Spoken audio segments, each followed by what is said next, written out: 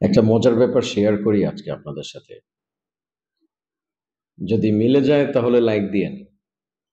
আর যদি আমার সাথে একমত হয়ে যান তাহলে শেয়ার দিয়েন। সেটা হচ্ছে যখনই ইংলিশের ব্যাপার আসছে, আমাদের ব্রেইন শাটডাউন করে। এটা কি লক্ষ্য করেছেন? আমাদের কারিকুলাম এবং আমাদের পড়াশোনার সিস্টেমটা এমনভাবে সাজানো হয়েছে যেন আপনি ভুলও যেন বলতে না পারেন, কিছুই যেন বলতে না পারেন। আমার ম্যাক্সিমাম স্টুডেন্ট, আমি তাদেরকে বারবার আমি ক্লাসে বলে থাকি যে আপনি ভুল বলেন, সমস্যা নাই, বাট বলেন। আমার ক্লাসে একমাত্র জায়গা যেখানে আপনি নির্ভয়ে ভুল বলতে পারবেন, তারপরেও মুখ থেকে বের হচ্ছে না। কেন এটা হয়? লক্ষ্য করেছেন কখনো? আমি যখন বলছি তাদেরকে যে ঠিক আছে, সমস্যা নেই, আপনি যেটা বলতে চাচ্ছেন আপনি বাংলায় বলেন, আমরা ট্রান্সলেট করে ফেলবো। আপনি আগে বাংলায় বলেন, আমরা একে একে আমরা ইংলিশে ট্রান্সলেট করব। ওই সময় তারা কি বলতে চাচ্ছে সেটা বাংলাতে পর্যন্ত আসতেছে না। ব্যাপারটা অনেকটা ভয়ঙ্কর না?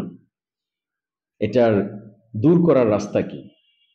আমি মনে করি যে এটা দূর করার একমাত্র রাস্তা হচ্ছে আপনাকে বলতে হবে। আপনি ভুল বলেন, আপনি সঠিক বলেন, ইট ডাজন্ট ম্যাটার। আপনাকে আগে মুখটা খুলতে হবে, আপনাকে বলাটা অভ্যাস করতে হবে।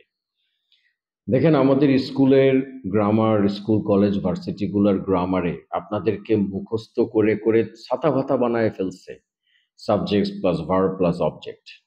কিন্তু তারপরেও যখন আমি আমার স্টুডেন্টদেরকে যখন আমি বলছি যে ঠিক আছে, সাবজেক্টটা কি হবে, সাপোজ মনে করেন যে সে দৌড়ায়, সো এখানে সাবজেক্টটা হয় হি হবে, নয় শি হবে, যেহেতু আমি সে এর ভিতরে জেন্ডার স্পেসিফাই করি নাই। এখানে হি শিটা পর্যন্ত তারা আটকায় যাচ্ছে, এবং এটা শুধু বাচ্চারা না, like I am talking about adults.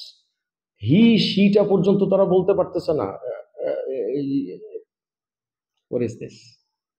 So আগে বলার অভ্যাস করেন। সাবজেক্টটা বলে ফেলেন না, হি বলেন সমস্যা নাই, শি বলেন সমস্যা নাই।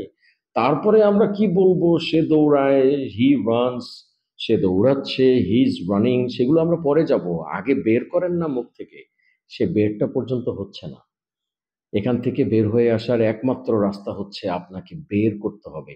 You have to force yourself to speak. পরে কথা হবে, ভালো থাকবেন।